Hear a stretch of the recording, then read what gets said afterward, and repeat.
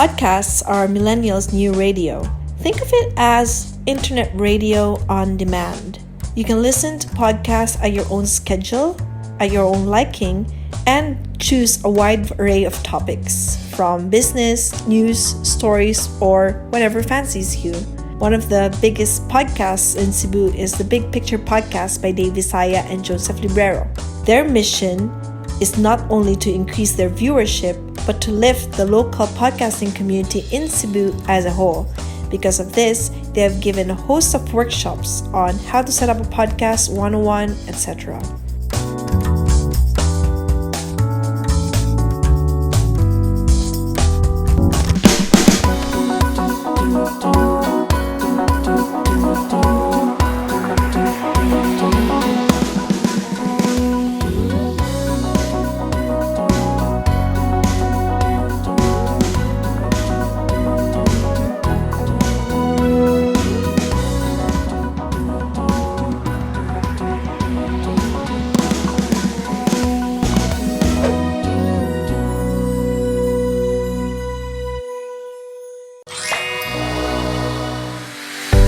Hey everyone, it's Rachel here again and welcome to the Tribes Show. And this episode is going to be more about podcast production and setting up your own business and freelancing in general.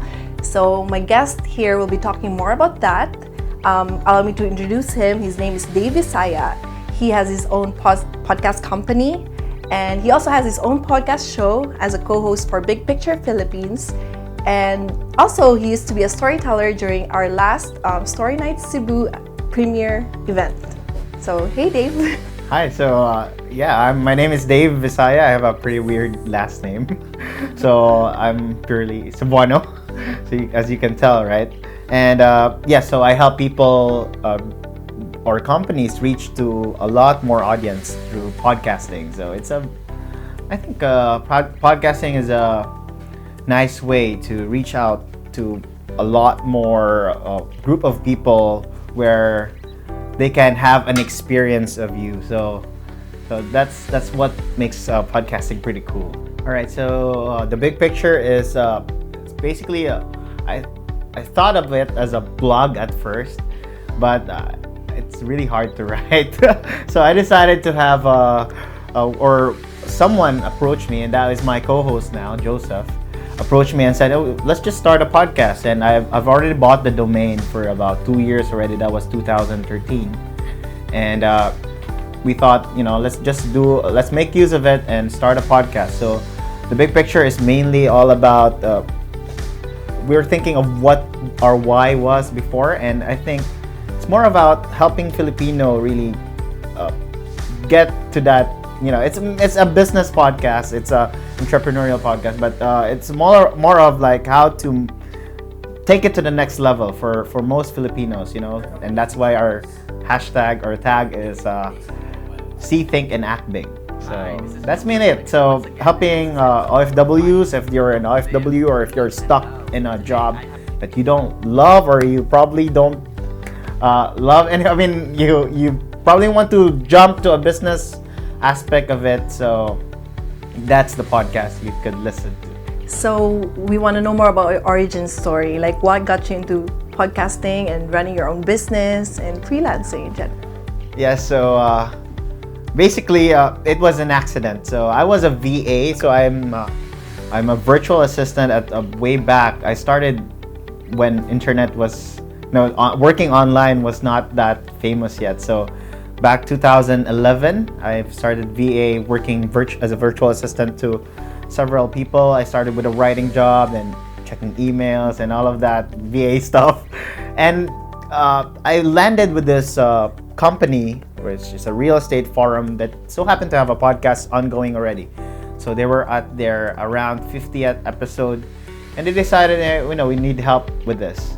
And I said, I have this skill or background in audio editing just because I was in a band before, and I thought I'm gonna be a rock star someday, so I'm gonna create my own songs and tracks and put my stuff in SoundCloud. It did not turn out well, but we do have but I told them that I could try this out. It was purely audio, because purely vocal rather, for the podcast, and I did it. And he taught me how to do it. It was we used even the Garage Band at first. That was really hard to edit just because it requires a lot of cutting and it's manual work. But over time, I learned the work, and that's how I got into podcast editing and decided, hey, if I'm doing this for someone, why not do it for other clients? And eventually, why not build my own podcast as well? And that's how the big picture started, and how I've helped several other clients to produce their own shows. So that's it. Cool. And what's the current state of BPP now? How many episodes have you been running? We just had our episode 40 last week. So that was a recording, but we released 28, I guess, or we're releasing 29 this week or next week. So the big picture, it's pretty laid back. As you can tell, it's more of like DIY kind of podcasting, and we want to show to everyone that, you know, if you want to start podcasting, you can also do it. Like if a guy like me can do it, probably you can do it as well. Yes. Because you know, a lot of people probably don't know about podcasting, and they're into traditional media like radio and television. And my co-host always tried to say that it's the new radio, so it's the online radio.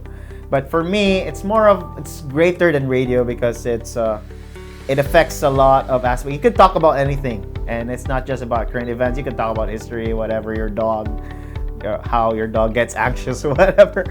But the thing is, when we started here, our podcast, 2016, which we thought we released our first episode, is that we never really know what we're getting into, and we never expected anything. So it was more of what we can create, and just put the content out there, and never really expecting how the people would react, because we all know podcasting at that time, especially in the Philippines, is fairly new.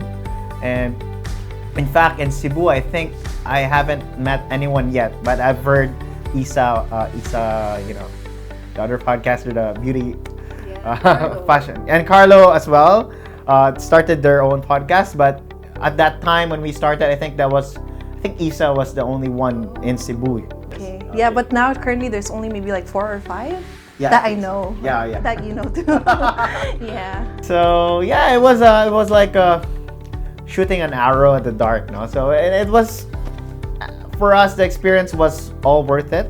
And today we got it's growing. So that's what I'm like, because some people actually reached out to us on our Facebook page and saying from Manila, from one in Mindanao, message us, hey, thank you for just sharing their thoughts. And amazing that they were even shocked that we were just in the Philippines. So it's like, yeah, we have podcasting is getting there. So I'm proud that we're Filipinos are transitioning. So a lot of us listen, actually, for those who drive in their car, they listen to foreign podcasts.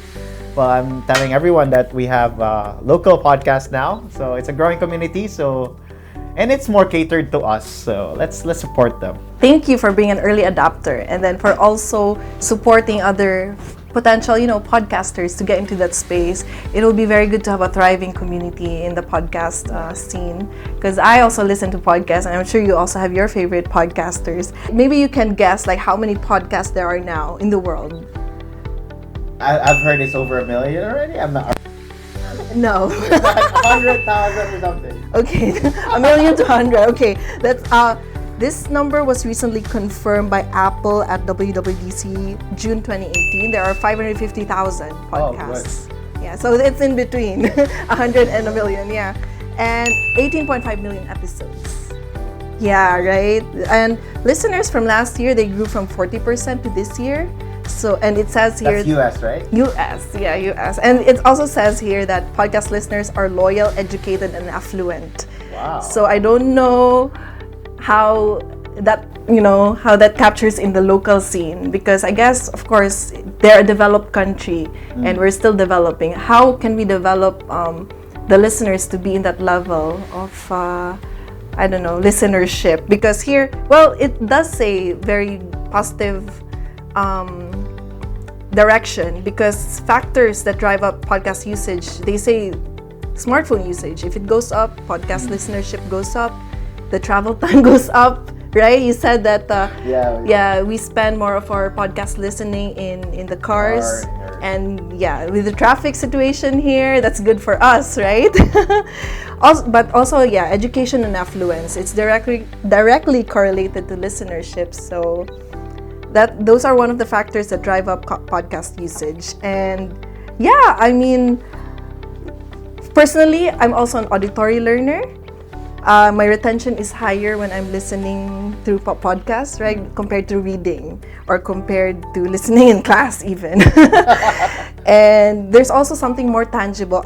This intimacy of audio. Like when I listen to your podcast, I feel like I already know you as a friend in that sense. I don't know. It's something about the voice. So that's actually very interesting because a lot of people say that, like especially with my foreign clients.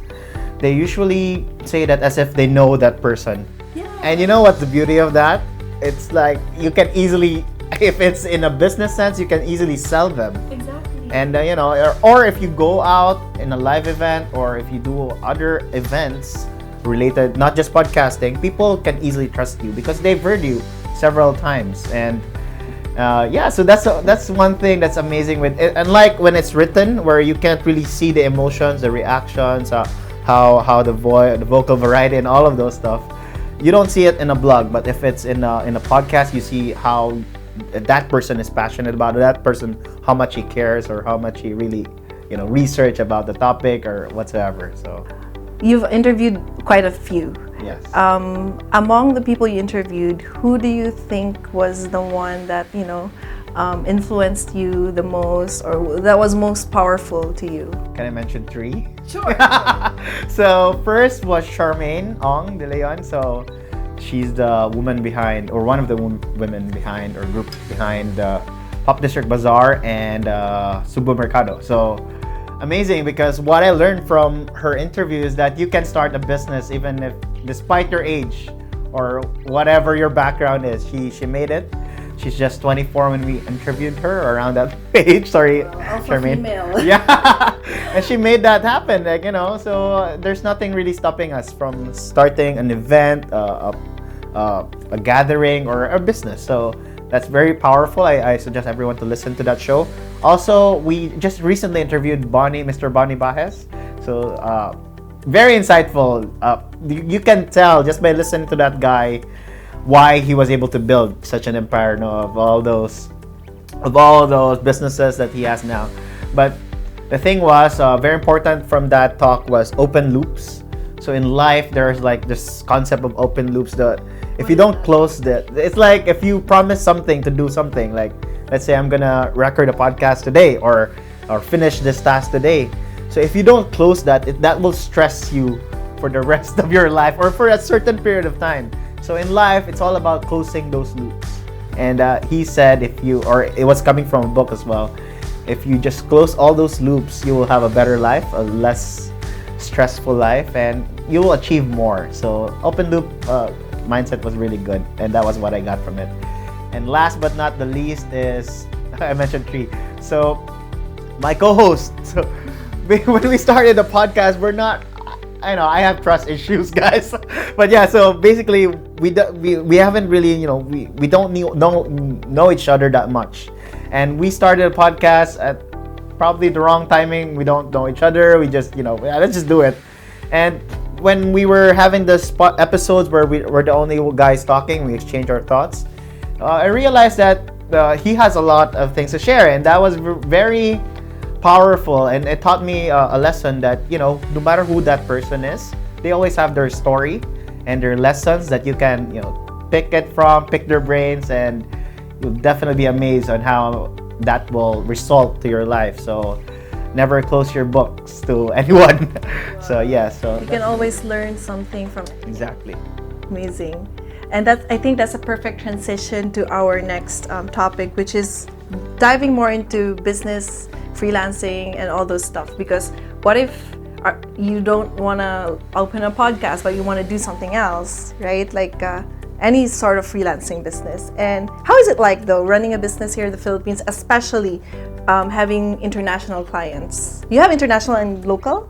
Before yes, I do have a couple of local people before, but you know, the business, their podcast didn't last. I won't mention their names, but yeah, so there were a couple of podcasters here that started. So mainly, freelancing is you know, working online basically. It's just it's a unique way to earn. I mean, it's no longer unique, but it's a pretty interesting way to earn money. Just because you just sit there on your couch or wherever you are, turn on your computer and have the internet, and you can connect to the world, and you'll be able to get money. The first time I earned money online, I was shocked because I didn't believe it was real, right? It was 2009, 2011. So you won't believe that there's money in there. I've learned about online. I searched Google how to make money, of course, and found out that there are ways to, and there are sites where you can apply. So I did apply and started with a writing job. That was 2000, I think 11. Yeah. So, and it all grew from there actually. So basically, the online, you know, having a business online, it was very simple for me just because I'm working now, freelancing now for 8 years perhaps, right? So it was a transition because what I did was what I worked for, or because I started to focus on one niche basically. So that was podcasting.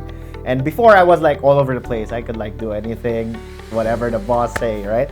But once you focus on, and once I figured out that this is the thing that I'll be doing for the next few years, that's when I grew, and that's when I realized I could delegate some tasks. So that's the first. I did all by myself. Like I was the one editing the show, launching their shows. Then I thought, oh, this part could be delegated. So that's the time I outsourced or hired someone to do it. So it grew from there, and I have a couple of people now. I even have transcriptionists in Dubai, but still a Filipina who's, you know, in Dubai already working for me for that project. So it's interesting. So it's basically just figuring out, you know, what are the things that you are capable of doing, and what are the things that you can give out and delegate, and focus on what you can, like the 80-20 rule basically. So figure out the 20% that really makes the momentum grow, or you know, move the business forward. And after that, you figure out again, after delegating the 80%, you figure out again what's the 80-20 of the 20%. So that's just how I roll mainly. So yeah, so that's how I started the business with the podcast. That's what we call podcast engineers. That's my brand online. So it's mainly producing podcasts for podcasters or companies who wants to get into podcasting. So that's a very interesting insight, because I think for most Filipinos, they don't have that mindset of course, we're racketeras. The gig economy has grown very steadily, right? But then it's like we work for someone else still, but you were able to scale what you do, and you transition from just a freelancer to a businessman, to an entrepreneur in that sense also, right? Yeah. Which is, wow, great. Congratulations. And I think, yeah, it's going to continue to grow. I've also pulled some numbers, which I like doing. Yeah, in the Philippines, only 1% for now are freelancers, which doesn't sound a lot, but then given that we're 100 million, that's 2 million already, right? Oh, yeah. Or 1 million. No, it's 2%. So yeah, it's 2 million people. And a lot of people, they have second jobs, of course, after their 9 to 5. They do some gigs afterwards. I'm curious, like, how do you jump? Maybe someone wants to do the jump from, I don't want to work anymore, I want to be self-employed. Yeah. How do they jump from there? And then where do they start? Where do they find jobs? So my advice is don't jump. Don't jump right away. So just figure out, you know, find a side thing going on. Find a side hustle first. Never. That's my rule, because I'm a moderate risk taker. I don't really, you know, jump all in. But if you're that guy who risks everything, so go ahead. But if you want, you know, not to take too much risk, so just go online, figure it out, what your skills that you have, or a niche that you want to get into. So just study that first, then before you jump to, I think it will follow like your competence on your how you do your side thing, and your the money that you earn from it. That will dictate what you will do. Like if it's time to jump, if it's time to move. So don't jump yet. Just do your job, and I guess that's what they call work hard, because you're doing 2 jobs, and that will be their first few years, I guess, doing that, because if you jump in, a lot of people actually do that. They jump, and some of them succeed, some of them don't, and they just go back to where they started. And the next time, and someone tells them that there's an opportunity, they then close their mind because they were hurt once. Now they won't go back. So I suggest you avoid that. Just consider it as a side thing, earn from it. And my tip for those who wants to do freelancing, I think it's all about persistence. If you want to learn something, you can learn everything on YouTube. Everything, there are courses out there. You can just check it out, the blogs. So just be persistent and determined that you will really learn. Also, have a growth mindset. I think that's very crucial, because if you're not open-minded of how you will grow or learn some skills, then you won't be able to adapt. That's true, yeah. For entrepreneur, we don't say that we fail. We pivot until we figure it out. Do you think the freelancing job is for everyone? The freelancing life, yeah. That's really a tough question. But I believe it is for everyone, because the internet leveled the game. So if you really think about it, anyone could get into it. I mean, if you just have like basic skills like speaking English and writing in English, if you have those, I think you can find a job or a freelance career online. So basically, it's all about just figuring it out. So it's already there. You can Google it. You can do whatever. It's just there, and it's really up to you if you decide it. But there comes a time that when you do freelancing, there are also, everything has a good and bad side, right? Or pros and cons, basically. So the pros of freelancing is that you're able to own your time. Well, not all, by the way, so because some of them are freelancing but still in a fixed hour. So I suggest you don't do that. Just go for project-based or earning not by your hour spent, but more of what you provide or value that you provide. So basically, you want to the thing is you can own your time, you can work anywhere, but also the cons of it is that you are your greatest enemy. So you become lazy, you procrastinate a lot, and sometimes you fail a lot of clients, or your job, you actually lose it just because you were too lazy to do it. Also, the loneliness. I don't know, it doesn't work for everyone. If you're an extrovert, I believe it's a little bit hard to do a freelancing job if you work at home. But we have co-working spaces. Now, yeah, check out the co-working spaces. So that's a good option. So, and also, the other one is mainly just the growth, I guess. If some people are actually they just go into that freelancing and they think that's it. So some of them, they don't even pay taxes, right? This is a gray area, right? But yeah, but the thing is, if you want to grow, if you have to give back or invest and all. But some of them just do the freelancing, they're happy with it. But yeah, so some people get stuck with it. So that's also one con I should mention.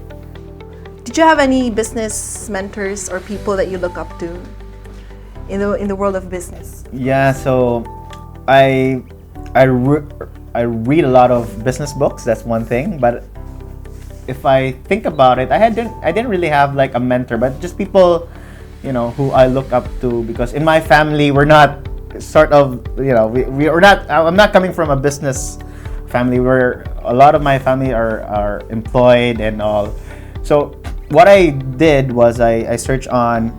I read those books. Like I have my own mentor in my head, like Dead or Alive, like Henry Ford or whatever, Robert Kiyosaki, and all those guys. I I envision them who they are and what they would do in this situation. So that's very interesting, and you just have to read about them. But I think now that you've asked about it, I think one of the thing that really impact me was that my employer, the one who got me into podcasting, because they started really like with just one employee, and I just followed like everything they had. So the company is called Bigger Pockets, by the way.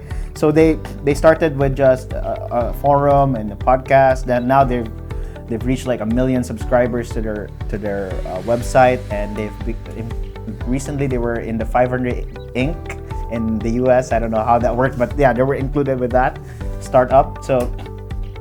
So now they have like 30 employees or more, and they're offshore and in their office. So I just followed what that guy does. So I think that's mentoring, and I think it's very important to just look up to someone who's already doing it. Of course, don't listen to people who are not doing it, because you'll just waste your time. But yeah, so focus on those who are actually achieving it, and that's the beauty of podcasting, because you connect with people who are doing the things that you want to become. So you connect with them, you talk, interview them, and yeah, opening your mind and being receptive also to the information they get. Like, you don't know everything anyway. Exactly. Sometimes we fall into that trap that, well, we don't want to listen to other people. But then there is something that we can learn from anyone, as you said earlier. So aside from podcasting, Dave, what else do you do outside of it? All right, so because I've been working freelancing for the longest while, you get bored. So I started to go out and discover certain groups, like aside from the Christian community. I also have Toastmasters, which led to several things in my life. Like a group of my friends from Toastmasters actually started Book Swap Cebu. So it's a fun thing. It's all about switching, pre-loved books with other people, and we help also do events for book-related events, like the Little Free Library in Ayala. We launched that, and what else? I love traveling. So traveling is a really nice thing, because I think it would relate to even business, because when I first started my business, I only had one employee, that's my assistant, and a week after I hired her, I went on a week-long travel, and it really opened my mind on how to manage people offshore. So I think traveling, I'd really advise it. It's gonna change your perspective, see the big picture of all things that you're doing, and keep you grounded as well, with where you've been, with whatever you're doing now. So, or anything that gets you on a sort of a sabbatical leave once in a while. So. We need that. Yeah, we need that. Maybe we can have some final words. You can invite people to your podcast and other events that you are soon having. Yeah, so this is not live, so we have an event tomorrow that's teaching people how to start their podcast in 30 days. But mainly, you can find me in the Big Picture. That's the bigpicture.ph, and we have a Facebook page. So, and I also have the podcast editing gig. So that's mainly the two things you can find me, and Instagram, I guess. So yeah. Hi guys, it's Rachel here again, and welcome to the Tribes Show, where we uncover different stories and experiences. And today we're going to uncover and demystify the world of podcasts. So I will be talking to Dave later on, but then right now he's going to teach me how to get started on the podcast and the essentials that you need for podcast production. All right, so this is my podcasting setup. So we do in the Big Picture, we do podcasting on the go. So everything you can find here. I bring this. This is my bag. It has everything that's outside this one.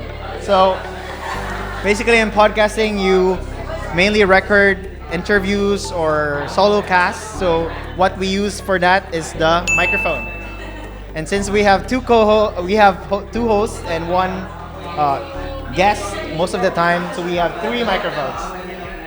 These are dynamic microphones, and these are not condensers. So a condenser looks like that one. Can you show that? So that one actually captures all the sound in the room, so we don't want that in our podcast. So we prefer the dynamic microphone. So all of those are wired. So we have a wire cable, XLR cable. We connect it to our Zoom H6. This is the recorder. So actually that's all I need to record the show. You press the record button and that's it. So you carry this, it's very portable. You just connect all the microphone and you can start podcasting. We also do videos in our podcast. So we do have the mirrorless camera. Any camera will do. But we have usually now use our phone. So iPhone or whatever phone you have and do a Facebook Live, which is perfect for repurposing. And once you have all the recording, you have get the micro SD from this. So you can pick it out from it and transfer. I'll have to show you why it's so hard. But anyway, you transfer it to your computer and it will look like this. So the audio. Here, this is a DAW. That's where you do the manual cutting of the audio, putting in the intros, editing the show, improving the audio.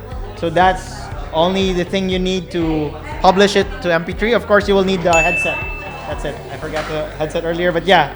So that's the headset, and that's it. You upload the MP3 to your hosting site, like Libsyn, SoundCloud, or Anchor. Then after that, you submit it to iTunes. So that's podcasting in 2 minutes.